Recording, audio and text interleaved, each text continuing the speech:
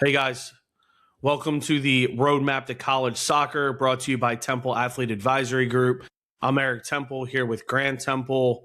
And what do we do here at Temple Athlete Advisory Group? We're here to help guide you through the college recruitment process where you are uniquely in your position in the recruiting landscape, whether you're a freshman, sophomore, junior, senior. We're here to help guide you. Grant, thanks for coming on board today on this beautiful Friday, getting close to summer. Super excited with the weather changing here in the Northeast. How things going this morning? Going great. Can't complain. Excited for episode 8 here. I think it's kind of funny too. You're like a beautiful day here, a Friday, and we're both in like hoodies. People probably think we live in Alaska or something. Yeah. But for context, I'm in my basement office. It's still cold down here, and it's like 55 degrees here in May in Delaware. I know you're bundled up too, but let's get this thing rocking and rolling. I'm excited for the episode. Yeah, me too, man. So what do we got today? What's on the docket? We obviously don't have any guests on. We have a couple lined up here in the near future, but what do we got? Yeah, so I would say today, the day of filming this is actually going to be the day we release this as well, which is not always the case, but I think it makes it relevant today. May 8th, 2026, transfer portal has been open for about 1 week now. So I think that's a good topic to kind of just touch on all things transfer portal and help get clarity on it because, at least for me, I'm not inside of it every single day. It seems semi-amorphous, right? It sounds just like a word, but I'm like, what's the actual substance behind this? And how does it actually look? How does it work? What's the coach's perspective? How do you think athletes feel going through the process? So, yeah, tell me a little bit, I'll kind of ask more pointed questions at some point, but fill me in what's going on in the first 7 days of the transfer portal being open and what's it mean? Normal craziness. I have my screen over to the left here, so if you see my eyes wandering, it's using it to look at the portal as we speak. 3,900 male athletes in the portal, 900. So I think the girls' side's at about 2,800. So if you look at, excuse me, what the portal is, right?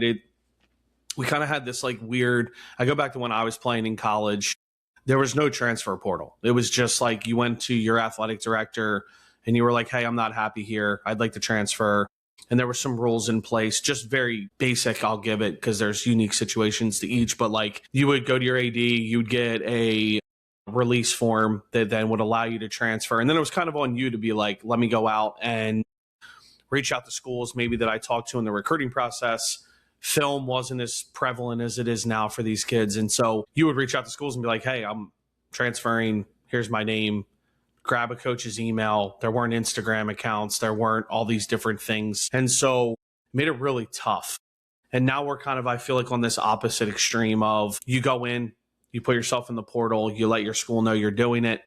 Your name populates on this website, 30 pages of 50 names or whatever the math is. And it gives kind of like your NCID number so that we can, you can go to your compliance officer at the university, throw a tracker and kind of see eligibility wise how much they have left, name. But honestly, it's not as much information as you think. It really isn't. So like, it's not sitting here saying like left back, best position, statistics. There's still a lot of homework on the coach's side, but obviously, depending on the coach, probably has some kind of filtration that they use in terms of, am I looking at D1 guys, D2 guys, D3 guys, graduate guys? Are we looking, specific conferences, like maybe some D3s and D2s are more like localized in their recruiting. And it's like, oh, well, a kid already goes to school in this area. Maybe that gives me an opportunity. Where some bigger schools, right, like your Clemsons, your Wake Forest, your Dukes, just to name a few, they probably have a national pool, right? Like if a kid goes in the portal from California, they have every ability to probably attract that type of player in this portal. But I think what it means as a whole is like, just think numbers, right? I think there's, let's call it 820 men's soccer programs in the country. Do the number I just gave you, divided by that, and you could basically pick up X number of players. If you just went strictly D1, I think I did the math, like if every one of those kids went somewhere, it was like 7 new players.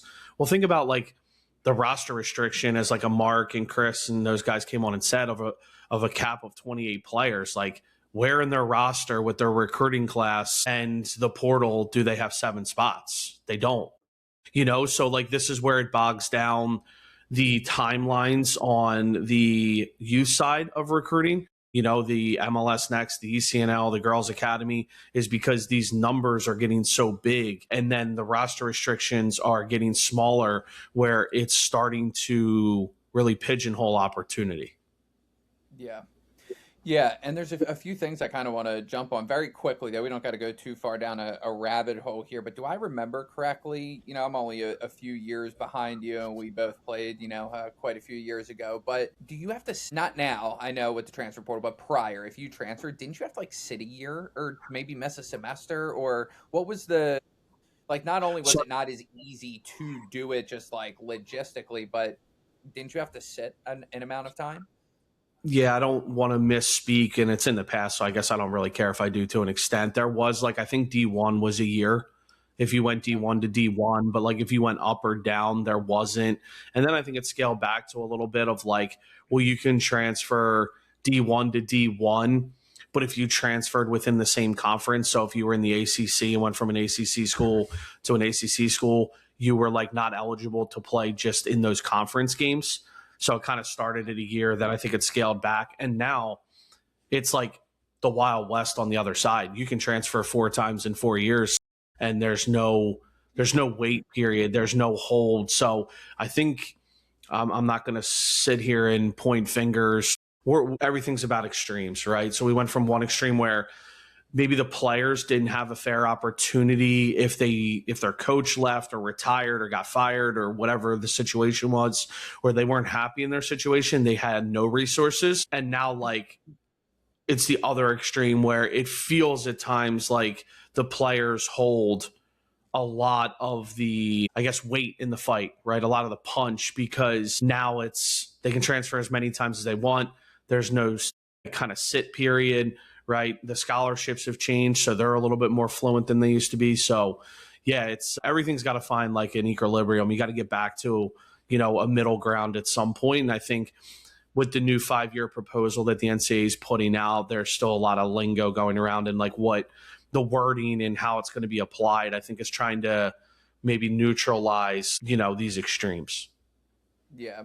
What was the NCAA's intention when they set forth the transfer portal? Was it to give more kind of control and opportunity back to the players, and it's just like a super long leash? Or what was I know, look, you probably weren't there when they were slamming the gavel and, putting it into the Yeah. bylaws, I'm sure. But like from your understanding, what was No, the I wasn't in intention? that meeting. Yeah, I wasn't in that meeting. No, but I think if I had to guess, the intention was to help the players out a bit, right?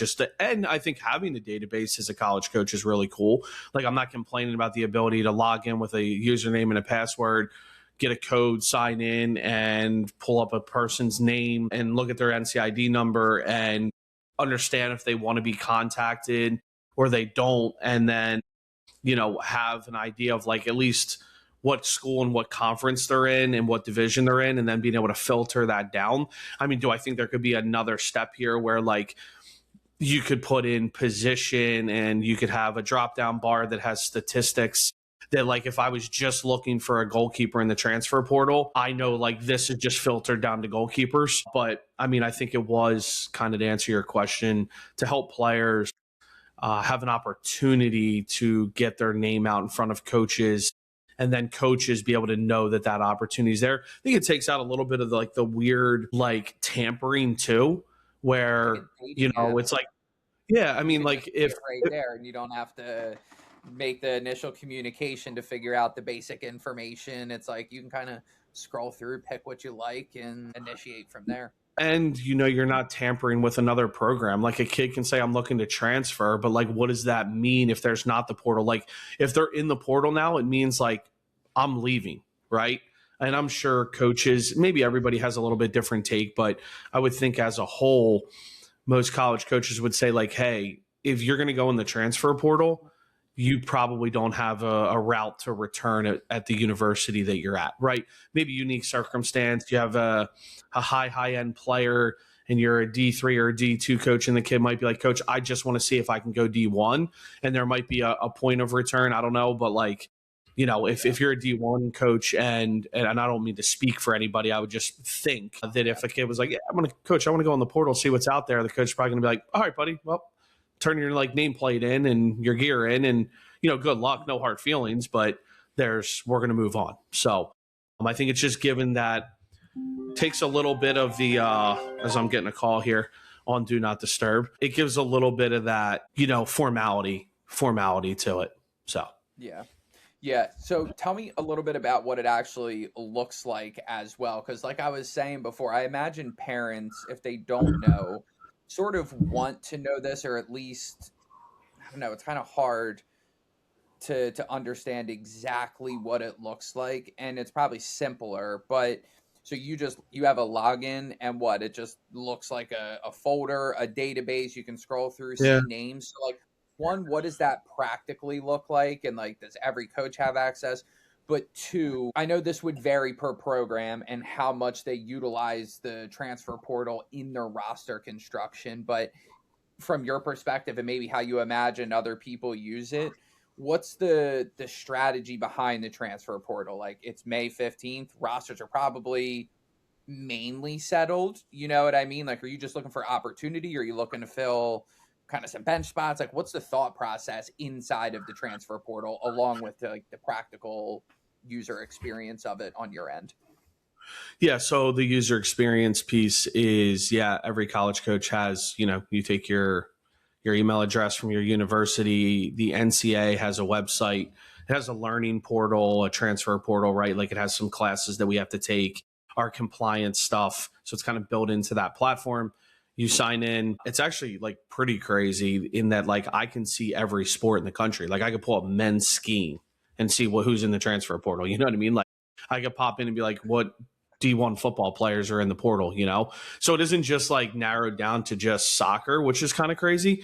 I guess, like, to be able to view all of it and get like a really big picture of like every sport as like a temperature gauge is often interesting, to be like, soccer on this end or that end of the numbers. And so it's like, it's not like the craziest website. Like I said, like, it's not like you're going to a website that has like an abundance of information. It's enough to get you in a conversation, but it's a typical, like, I don't know, like, you go in and you see a list of names, and then there's like, click the next page and see the next list of names and click the next page.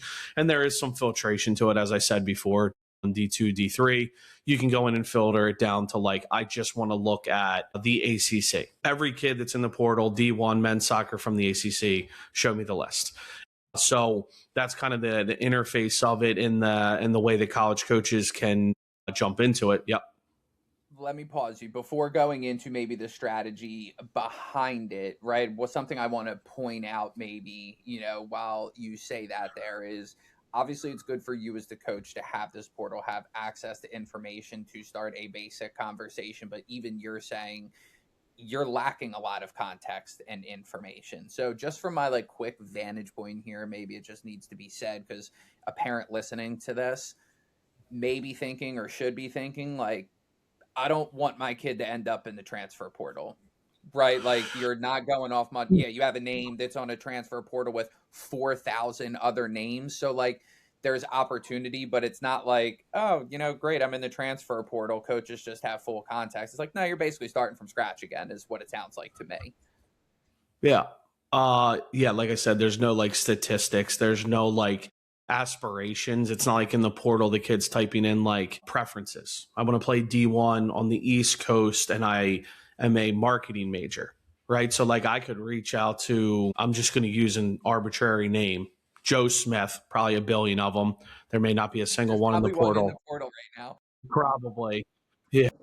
Joe Smith, but it doesn't say like Joe Smith, and then it doesn't have like toggles where it's like, again, I want to play on the East Coast, I'm open to any division, I'm a marketing major, I have this many credits to transfer. Like, it lacks that substance. So when I reach out to Joe Smith, it's like, are you interested? Like, I have no idea. Like, sometimes you send a kid a message and they are interested and they'll get back, and sometimes it's like they're not, and sometimes they go in the portal to reach out to you directly to say, hey, I am now in the portal and I've identified you. Those are the easier ones, right? Because it's like, okay, now there is an interest. Like, you went in the portal and my university came to your mind. So like, that's an easier starting point than just like scrolling down this website and being like, all right, let's just throw blindfold and throw darts at a board. So yeah, I mean, I wouldn't say it with what we've built our company on, right? The foundational piece, the mission statement, whatever you want to call it, is finding your best fit. We feel like if you do that here and we help guide you and advise you through that process, that will hopefully avoid you ending up in this situation where your name is like, just think about how stressful the recruiting process is the first time, and the stress and like the uncertainty and all of these different things. You get this moment of relief when you make your decision. And then 6 months into your college career, you're like, wait, I want to do this again. I don't know. That'd be like putting your hand on a stove a second time, right? Like, when it's hot, you burn it the first time. It's like, oh, let me try that again to make sure it really, really hurt. It's like, no, it's like, in some situations, it's the ends to a means. Schools close and it's good, like, again, like schools close and kids pop in the portal and, it gives them an opportunity to have their name out there. But I certainly wouldn't think that this is a process that people enjoy. Wouldn't be like, yahoo, I'm going into the transfer portal. Like, for the majority, there's, again, a small percentage in everything in life that it's going to benefit that top D1 player, or get a kid at the D1 level that maybe like outshined at the university and took that major next step and is like, I want to go one step higher. I want to go from, I'm not even trying to knock anybody, I want to go from school X to school Y because they're top 25 in the country and I'm performing at a top 25 level. And it's going to help my chances of getting drafted in the MLS, right? Like that 1%, it's not going to be bad for, but like most of the people that are probably in the portal, there's a reason. Like if you ask them why, I didn't pick the right school. I picked a school that didn't have my major. I didn't get the playing time that I expected. The coach left. I wasn't given what I was told. The coach promised me this and that didn't happen.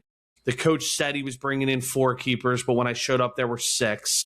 The coach said there was a recruiting class of 8, but we have a JV squad and there's 70 kids on the roster.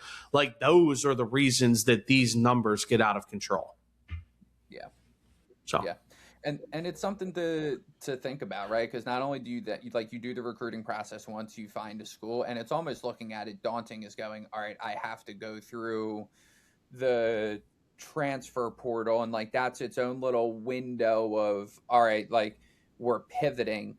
But kind of everything you just described is, okay, I had this expectation, I had X expectation, and when we got there, it's Y is happening, right? And you just listed like 10 of them. How that actually feels on a daily basis, I'm sure, for the athlete is not being happy, not enjoying where they're at, feeling regret, right? And it's like they're going to have to live that existence at least 4 or 5 months to come to the realization they need to do the transfer portal and then go through that process, right? So it's like, while it seems like it's a tool that you can use, and it's a little bit of a like, well, look, we got the transfer portal. If it doesn't work out, it's like, what do you want to put yourself through 6, 7, 8 more months of like unnecessary stress because you didn't go through the process right the first time? Like, 2 things, right? It can also be the opposite. It can happen in an instant. A coach can come in and say, hey, we don't have a spot for you. And now all of a sudden, like you feel you are comfortable, and maybe it's just like you don't fit the direction of the program anymore. And so that's a completely different scenario that, again, falls maybe in a smaller percentage, but certainly can happen. Coaching change happens. You'll see a lot of programs when a coaching change happens, there's a lot of attrition to a roster, right? We talked about it with, I think Tommy said, like someone said to him, it takes 8 years to build a program. And at the D1 level, those guys feel like they have a 2-year window. And so the attrition of a roster really, really impacts this as well. And to go back to, I think, part 2 of your question, if I remember correctly, like this is one of 2 windows, right? So like, May is a time where most programs are finalizing and just ready to turn the page in recruiting to the next calendar year and focus on the fall season. So to have 4,000 kids, close to 4,000 kids in the portal on the men's side, really 4 months out from preseason, 3 months out from preseason, 4 months out from the regular season is like, whoa, okay, like where are these kids going to land? And what does that mean for the kids currently on rosters and then in the recruiting process? And the bigger transfer window is really after the fall season, right? And think about this. So if you go in the transfer portal after the fall season, you get an opportunity to maybe transfer into a university for the spring semester, or kind of take your time in that process and go like, yeah, I'm going to stay at school X through the spring and really identify my options. If these kids are in the portal now and it's a one-way exit, like think about the stress they're going through. They're finishing finals. They're in this portal. They got to move out of their dorms, their houses, and whatever else. They got to find the next place they want to go to. They got to apply, get accepted, make sure their credits transfer, figure out housing, financial aid. Like it isn't like super after 9 fun. months of going through the experience that has them making that decision. Exactly. Like they just had it in 9 months they didn't like. But yeah, it's great. So how do you approach it, kind of strategy wise, and maybe even bring it down to this level as well, because there's a part of me that thinks, and answer it carefully if you need to, you will do it because it's your job, it's your livelihood, right? But at the same time, there's like we all have a job, and there's some things you're just like, oh, I don't want to be doing this at this point. And I'm sure to an extent, being May 8th as a college soccer coach, you've been on the recruiting grind and getting your roster together for the last 6 months. I'm sure by this point, like, you want to put a bow on it, move on with your life, and be ready for fall season. So like, while the transfer portal is even here in the spring, it's like, I'm sure you're doing it because it's your job, but like how checked in, really are you? Like, I'm sure coaches don't want to be making a ton of moves at this point. Someone's out there doing it. So like, if you aren't, like, are you doing what's, like everybody's going to have their philosophies, right? And I think that Mark Plotkin from DePaul said it best a couple episodes ago. Like, when you take a job as a college coach, you have this like thought process, this like 1, 5, 10-year plan, and kind of what you want the structure of your classes to look like in 4-year players. And then like this transfer portal kind of turns its ugly head and rears its ugly head and says, hey, I'm here, and there's a lot of opportunity in here, and there's some provenness to what's in this space. And so you're like, hey, do I want to get into that? And then like you find some success in it. And then you're like, well, how do I not utilize this now? And then if I'm not, but I'm seeing other programs that are, am I doing my program a disservice by not dipping my toes into this world? And like the trickle is always what gets you. So like when top D1 players are moving about, it causes a stir in the recruiting world. It causes people from a team that maybe didn't think they were going to have, let me rephrase that. There might be, as this D1 movement happens, there's a player at the bottom of a D1 roster that thought they were safe. And the coach is like, I got to take this kid from North Carolina. So now that kid drops down. And now the D2 guy's like, oh, wow. Like now these guys have dropped down. So now the guys on that roster drop down. Right. And so like the trickle is all of a sudden, like Mark said as well, you have really, really good soccer players that are like, wow, that kid ended up there. And that's not a disrespect comment. That is like a roster size, transfer portal, trickle down of really good soccer players ending up at all levels now. And it's improving the game across all levels. Like if you watch the D3 level now, it is a very good level.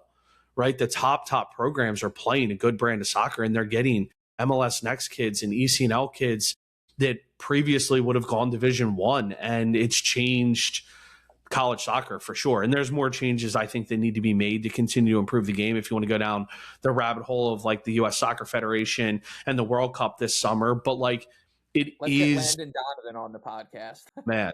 He'd rip it up. Yeah.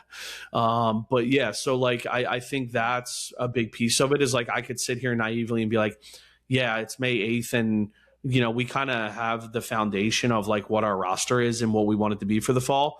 And I'm sure most coaches do at this point, but like, you kind of got one eye on the screen. Like, is there somebody that jumps? Is there a name that would really help us? And then, you get down that rabbit hole and, or you may think you're done and a kid you never thought would be in the portal or didn't know was going to be in the portal emails you and is like, Coach, I've identified your school as a place I want to transfer to. And you're like, whoa, okay.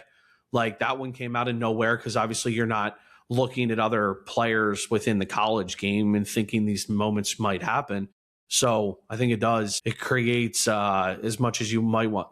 The reality is no, you're never checked out as a college coach. You can't. The second you close your eyes, you miss an opportunity with a good player. And so, Right.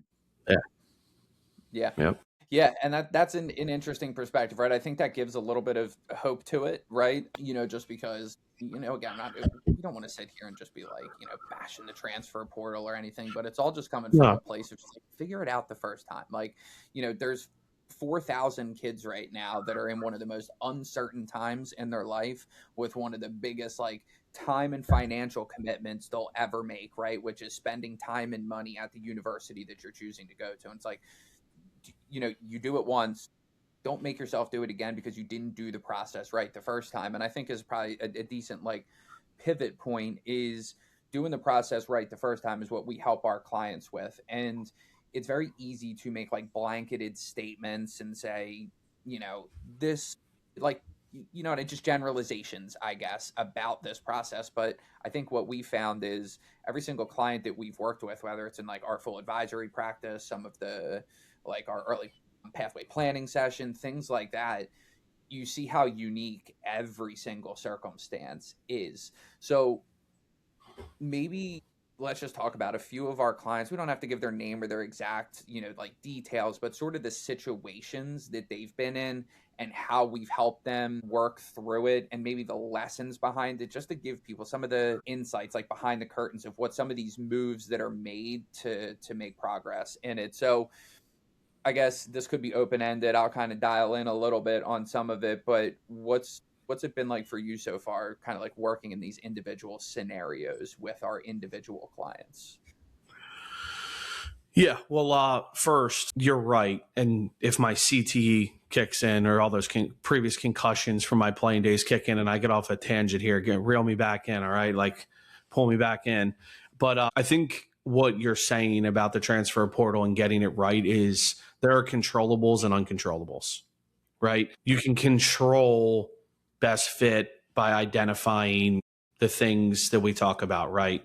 Cost, location. We've talked about them ad nauseum.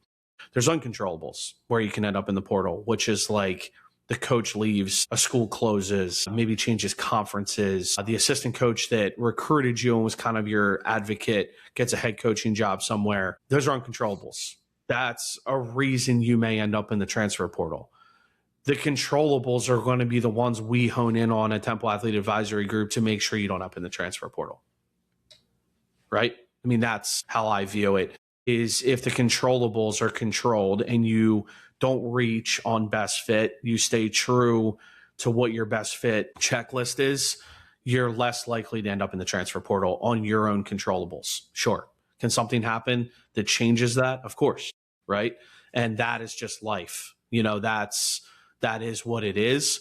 But like the things you can control, you want to look back on and be like, well, maybe I'm not in the portal. Me being in the portal isn't my fault, right? Like, so to speak.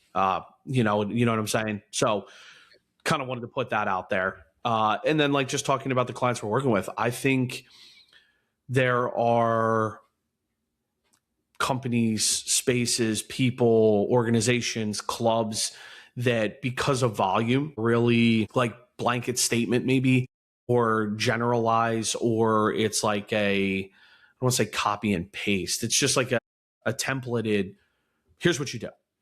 And it's helpful. Like knowledge is knowledge and information is information. But what we're doing, and I'll reference a call we had with a freshman the other evening, is like dig deeper from a template. So like highlight clip. Talk to the young girl and her mom, and it was like, yeah, like I'm a playmaker. So I like through balls and this and that, and I'm good off the dribble. And I asked a simple question, like, what are the 3 phases of the game? Caught her off guard, right? I'm sure she's well coached, but like, this is our first interaction in a roadmap call. She was like, do you mean like the back third, the middle third, the attacking third? And I was like, no, that's good though. I'm talking about like attacking, transitioning, and defending. So like when you're building a highlight clip, a coach wants to see all of them. I don't want to just see that you can play 75 through balls. I want to see that you can transition when we lose the ball to defend as an attacking mid. I want to see that when we win the ball, you can transition forward to build into the attack. I want to see that you can put a tackle in, that you can pick up a number 6 and defend. So it's just like going deeper than just like 3 to 5 minute highlight clip, and put your best stuff first and cut out the background noise and make sure that we know who you're looking at. It's like all those things are templated and part of what we do, right? With our great film guy as well. Shout out Jalen.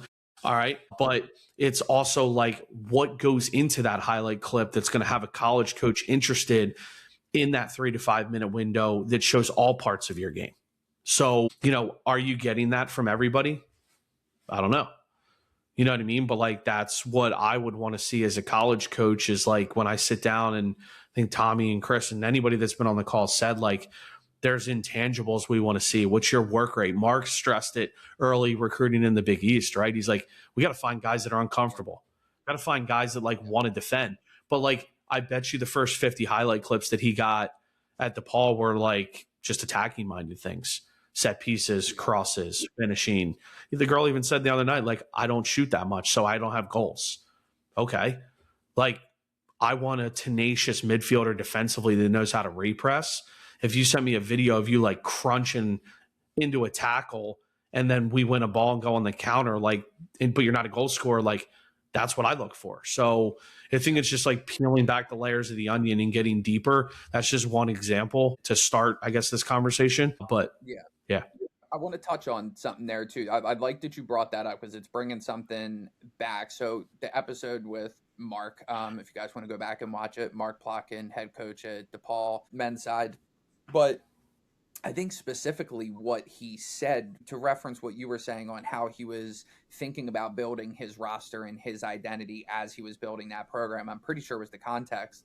But he essentially said something very similar, like college soccer is very transitional. So like, it's not so much about, he was speaking for himself, but it's not so much about passing the ball and keeping possession and being a dynamic attacker for our team right now. It's about how good you are in transition between offense and getting into defensive shape and that sort of work rate. So I guess to even go one step further is like, you can have, and look, you don't need to go highlight tape crazy, but if you understand if you understand the game, you understand the schools you're going after, you understand your strengths, is like you can build a highlight tape that really shows what they want to see. And again, like the templated version is, hey, best clips in the beginning, 3 to 4 minutes, no dirty background music or noise. But like, what's one level deeper than that is those things. Like, you heard it from a college D1 coach, not referencing this topic. He was like, college is a very transitional game. You're saying, hey, we want to see you in transition. It's like, these are the little things that really kind of make you stand out, at least is what I'm picking up on. Yeah, it's differentiator, right? And like, I think most college coaches would speak for this. The college game is fast. It's athletic, right? Some teams are built that way and some teams aren't. And I think when you look at the club game and like what the U.S. Soccer Federation wanted at that level, that wasn't really like pillaring into college soccer, taking head balls out of the game at an early age, right, for maybe good reason, right? Concussions and kids' brain development. Fine. Look at how I turned out. Look at us. We're the product. Yeah, exactly. Yeah. So maybe they should make sure they never had the ball. But but then like go one step further, like you now have like at youth soccer, like build out lines, right, at younger ages, where it's like you don't take long goal kicks, you don't punt the ball, you get a build out line, and then take that one step further. And like the GA and the MLS Next, when you go watch those kids play, like it's like, man, these kids can really play. And the ball's always on the ground. And it's like one team has the ball and one team doesn't. And it's kind of like this, I don't want to call it shadow play because that would be disrespectful to the level of these kids, but you're kind of getting that like elite ball movement, technical ability.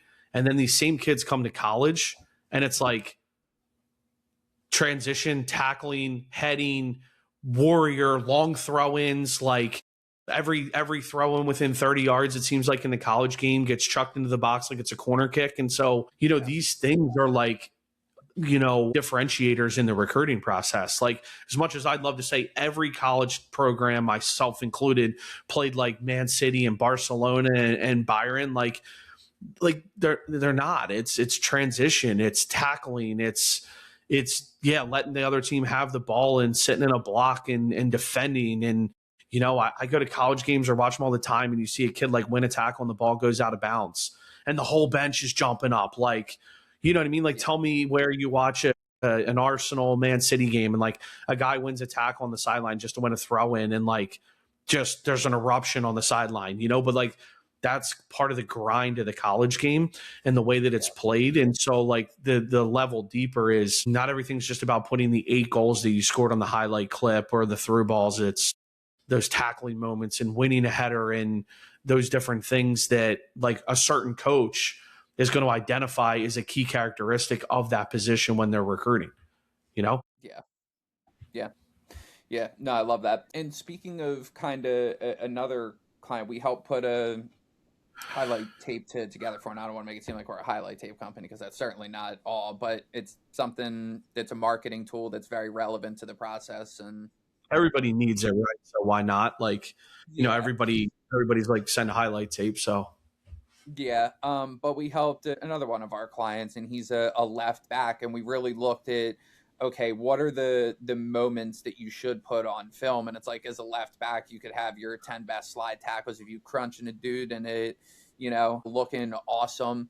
And is that valuable? Sure. But a lot of what we wanted to cover too is like recovery runs and just things that maybe you wouldn't, I'm saying you speaking as like the parent or the athlete listening to this, like you just wouldn't think to do it because you're not looking at it from a coach's perspective. It's you have a different perspective. well, didn't that conversation lead with like we're having a hard time building a highlight clip because he doesn't score goals? Like I'm pretty sure in some regard it was like that, but it was like, well, wait a second, like you got a left-footed left back building out of the back moments, playing balls down the line, playing balls into the channel. You have recovery runs, you have building into the attack, you have crossing, right? You have connections to the back line, the ball's on the right side, your ability to rest, defend, and get connected to the back line. So like all of those things when a coach is recruiting a left back are going to be questions. Like it's not going to be, why is my left back scoring goals? It's going to be like, okay, when he gets the ball, can he play under pressure? Because I'd say a lot of pressing triggers in every level of the game are when the ball gets to the outside of the field, right? Sideline's an extra defender. We want to get the ball to one side of the field. We want to press. How does that player deal with getting pressed? And certainly a big problem you see is if you don't have a left-footed left back, what happens? You have a right-footed left back kicking the ball out of bounds with their left foot, or they're cutting inside, which is rerouting the press, and you're playing balls square into the middle of the field. So like, to me, one of my favorite things is to watch a left-footed center back and a left-footed left back at work because it's just so fluent. You become so used to watching it on the right. Like I say this all the time. How many left-footed right backs have you ever seen? I'll wait. Yeah, none. It's like if they happen to be like both footed, Yeah. And maybe like you're Pep and you're like inverting and becoming double sixes or whatever else. But like, okay, so let me answer you the follow-up question. How many right-footed left backs have you seen? A lot. Yeah, because lefties are like, yeah. Right. So like highlight that. If you're a left-footed left back, like highlight those things because they're, I don't want to say they're rare, but it's almost like a left-handed pitcher in baseball. They're like something a little bit more special about them because there's not as many of them, Right. So, I mean, that's identifying. It's a different look the opponent's not used to, Sure. Yep.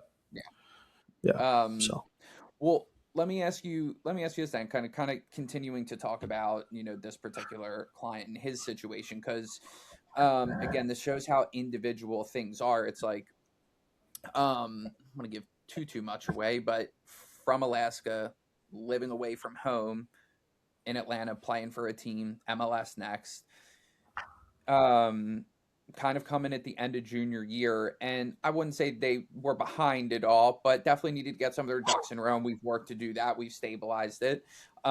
We've got a list of schools, and now we have this highlight tape, which is the main marketing asset because winding down here, there's not another like real showcase. Yeah, he doesn't have. Fall. So it's like we have to be. So for him, right, this could be different than any other given person. Is okay. Unique situation. Might have to go back home for the summer isn't going to have another real showcase opportunity. So like we have the film, we have our list of schools, and we have our outreach strategy. So like that's what that kind of looks like for him. So maybe go into a little bit of the work that we're going to be doing with like him specifically due to his individual circumstance. Yeah. So blanket statement company would say like, here's your templated email, send your schedule. And the family was like, we don't have a schedule. So now what do we do? Because like we're afraid if we wait until November of his senior year, we're going to miss it. So that's where we come in, and it's like, well, let's get a really good highlight clip together. And I think the luxury that kids have this day and age, unlike when we grew up and played and you had like maybe a dad with like a camcorder on the sideline, a field view, right? That's like K, right? It was pretty terrible. Like you have almost every game filmed. I believe the MLS Next like requires every game to be filmed and uploaded. So like we talked to the client about, let's go in and identify 3 or 4 full games. Right? Like, hey, coach, I'm not playing in anything upcoming, but here are my 3 league games in May. Full game. Right? Like, so now it's like, just picture maybe schools that have a lower budget or at the end of the fiscal year, July 1st is the new school year, have exhausted their recruiting budgets. They can sit at the desk while nothing's going on. Recruiting's winding down. Spring seasons are over. Players are off campus, and get ahead by watching a full game clip. And while it's not right in front of you, it's not like you're watching that player perform. I'm sitting in this chair and he's playing right here. It's the next best thing. It at least lets me start to be like, this kid's got something. Let me watch another game. Just like you would in a showcase. It's just putting you in that situation before you have to get on a plane or in a car and sit on a sideline. And so what we talked about was, let's make a really good highlight clip. Let's identify best fit. Let's find schools that find best fit. And then let's send those schools emails with full game film and start to drive interest. And now that gives us momentum in a time where there isn't any, right? It's like now maybe a coach is like, oh, I'm excited to see you in November, instead of waiting until November to be like, coach, did you like what you saw? So. Yeah. No, and it's fantastic because right, and then it's like we could bounce right to another client who still has a couple games coming up, right? And some opportunities left, but even a specific circumstance as well that's unique. I don't even think there can be a template for this, but just to give some context, so we have a client playing at a very high level, getting recruited to some really good schools. I don't give too much here. I'm going to try and keep it as high level as possible, but maybe some politics on the team because of high school soccer, like whatever the thing is, has a big showcase coming up that we prepped for, right? We're like, hey, let's make sure we've got our list of schools. Let's do outreach. They get there, first couple games, doesn't quite get the playing time they expected. Get an email why they're still at the tournament. And I think it was like, if I remember correctly, I think this was like maybe a Saturday or Sunday night at like 6 p.m. Sunday night at like 6 p.m. Yeah. Yeah. So, and it's like, hey, how do we approach our kind of club coach and, how do we handle this situation that we're in right now with 1 game left in the tournament? And we were able to answer the email and say, hey, here's how we would advise approaching it. Here's what you can do. Get through this 3rd game and let's regroup when we get back. So give me a little context kind of, without, Yeah. No, I mean, you talk controllable, uncontrollable. That coach and that club has the right to play the players that they're going to play. Like we have no influence on that. Like, again, we can just advise how you get ready for that event. And if the event didn't go as planned, whether it's you could, not to single that club out or something like that. We would never do that. And the club actually is one that I think very, very highly of. But like that same player could have rolled his ankle in warm up in the first game and got no minutes, so like control the controllables and you can't control the uncontrollables. Like that family couldn't force that coach to put him on the field. They were trying to qualify for MLS playoffs. That coach probably had an objective as the coach of the team, as a leader of the MLS Next older boys to try to make playoffs. And so like he went with his feeling of playing the best players. I do that as a coach all the time. So like there is no calling the kettle black in that. I've probably gotten those same emails sent about me when I was a club coach, 100%. But I guarantee, I actually know it. So, it's don't focus on that. Focus on what we can control, and let's come back from that event and maybe you didn't get the exposure that you wanted, but how do we regroup and revamp? How do we talk about that as an experience? And what if a coach asks? Well, tell him, coach, like the coach runs the team. I was ready to play. The coach went with that left back who's wearing the armband, and I'm excited for my next opportunity, and here's where I'll be. And in the meantime, here's, highlight clips and other games that I was able to play in because it didn't have to do with qualification and unlimited subs in a game and those type of things. I need to start wearing a hat here. One of my old mentors would do these podcasts and have a hat, and every time someone made a good point, he'd like slam it on the ground, for a dramatic effect. But like, I kind of want to, do that right there with what you're saying, because like it's just such a good point of like, control what you can control, and that's what the whole process is, right? And the attitude of that you just displayed there is like, okay, how do we regroup? Hey, coach, I was excited to play. I was ready. Coach went with someone else. Like, it is what it is. I'll be ready at the next showcase. Here's how we can get in contact moving forward. You know how you're recruitable? Let me jump in. It's going to happen in college. There's going to be a point. Yeah, you're going to walk into the coach's office and be like, I had a good week of training, and he went with somebody else. It's going to happen all the time.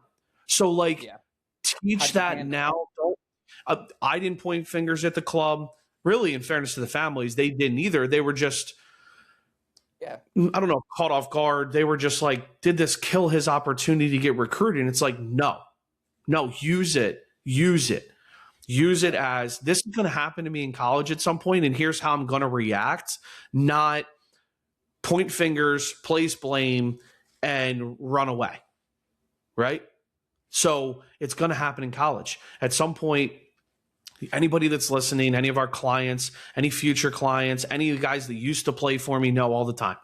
It's next man up in a situation, and you never know when that's going to be, and you're going to sit on your opportunity, and you have a role within your team. And we talked about this with Mark and everybody else. If your job is to be the water boy, be the best damn water boy you can be. That's your role. And if you don't like it, put your nose down, keep working, and change your role, right? And so that client of ours is like, don't be discouraged. Lock back into the process. Control what you can. When you get back to the next league game, when you get back in the next training session, have a little bite in your game.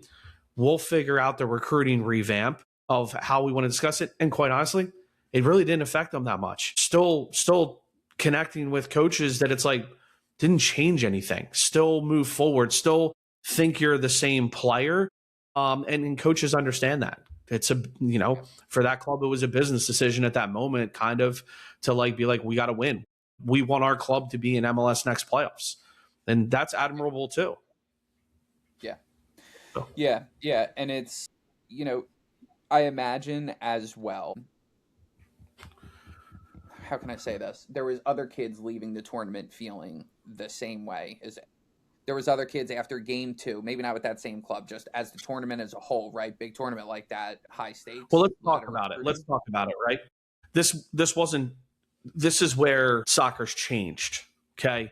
So what these leagues have done, okay, is they've created these showcase events as their major events, qualification for playoffs and playoffs. So you are going to get families that are hurt leaving these thinking that's where all the college coaches were. That's the only time we've seen them.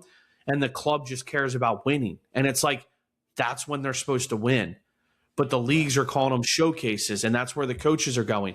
And so when I backtrack to when we played, okay, there were showcases and there were leagues. And now those two worlds have come together and collided pretty hard. And so when it was Region 1, we were like, yeah, we got to win this to make regionals, because it was State Cup, regionals, nationals. That was it, ODP.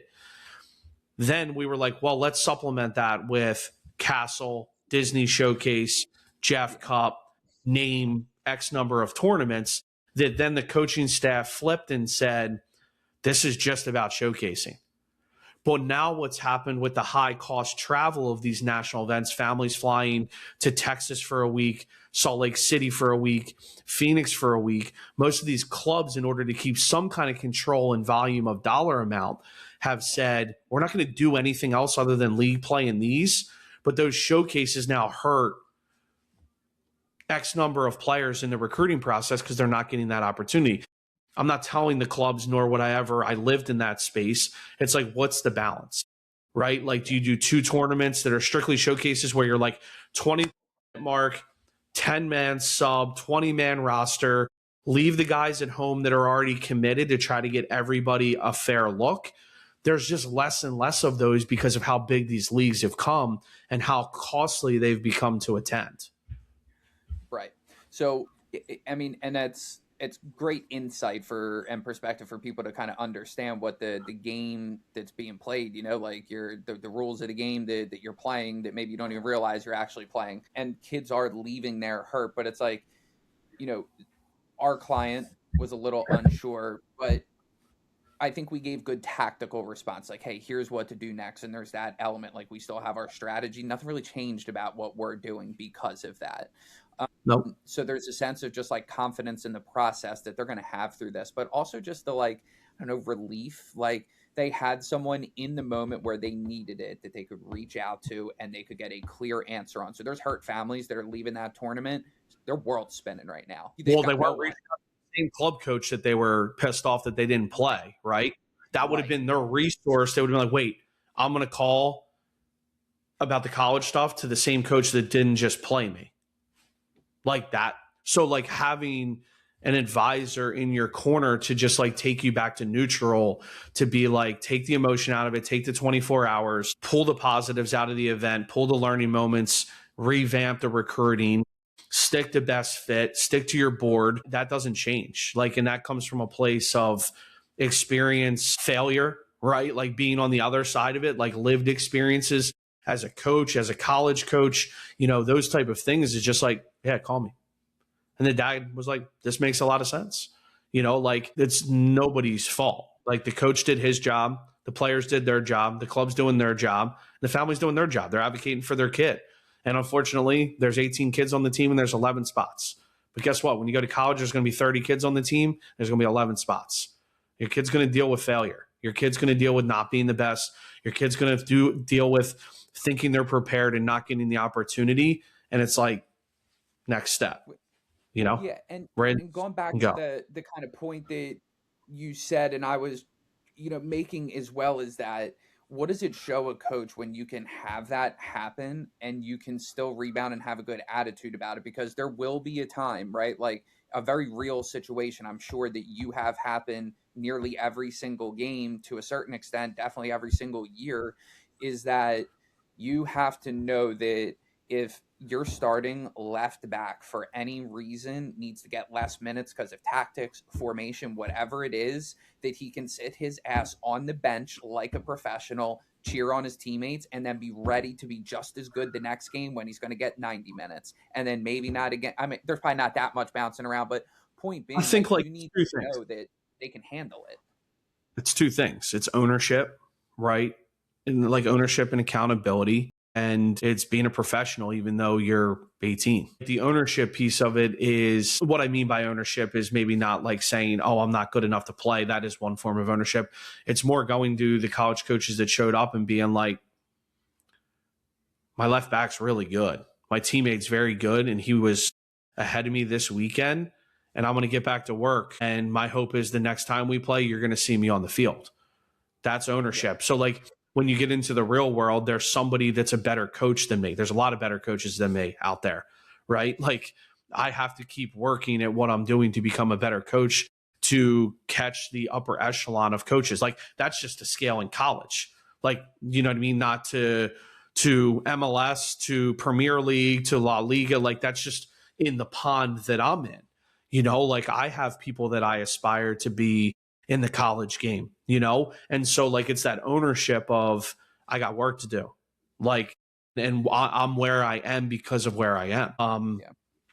And then the next piece of it, to your point, is the professional piece of there's always an opportunity. One's going to come and it's like, I'm going to go like Eminem 8 Mile here. Do you like capture it or let it slip? You know what I mean? Like, it's like one of those things, like, are you going to be ready for that moment because your head's in the right space and you've done the work to step into that moment, i.e. like Tom Brady, his first year when like Bledsoe goes down and he takes him to the Super Bowl? Or are you going to feel for yourself and then you're going to drop that moment and then the coach is very easily going to be like, well, that guy's back. Here we go again. Starter's back. Or is it like, you challenge and now you put your stamp of what you can do within the game there? But I think the ownership piece is big. Like I told him, hey, reach out to the coaches, tell them how it is.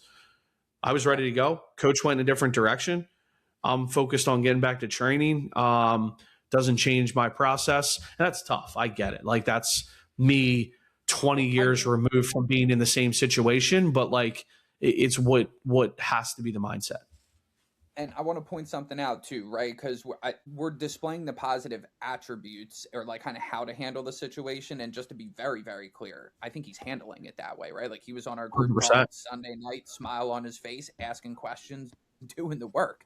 So Yeah. I know he got back to training that week and he did the work. He showed up to, our group call on Sunday to run it. He was prepared. You know what I mean? So like he's displaying those traits and, again, kind of just gone to the point. I bet 1 week out from that tournament, there's some families who left there disappointed, who still haven't had their head stop spinning, who still haven't. We're still in grieving. Like, yeah, exactly. And our clients moved on. It's water under the bridge. It's, hey, what's next? We've got our roadmap that we set. We have our strategy. Let's keep executing. And these are the little moments that we're able to help people through. You never want to make it seem like, it's like, hey, you can't do this on your own. Like if you don't have us, you're going to fail. But it's like, you have a whole lot better chance of being successful with experts in your corner. And that's true in any area of life, literally. So it's not just a this thing. Yep. No, I mean, you can pick up the phone and call to somebody and complain about it that doesn't live in the space, or you can, call us. You know what I mean? Like, again, like Don't if I book a call. book a call. Yeah, book a call. Yeah, don't call me. No, but like if I get a speeding ticket, I can call my buddy Mike and say, I got a speeding ticket. What the hell do I do? Or I Throw it in the can garbage. call. Yeah, he probably would say that. I would throw it in the garbage. Yeah. Or I could call a lawyer and be like, this is what happened. And they're going to walk me through it as an expert in that space. So, yeah, you feel a lot more comfortable, especially the weird dynamic of the club is your exposure and your vehicle.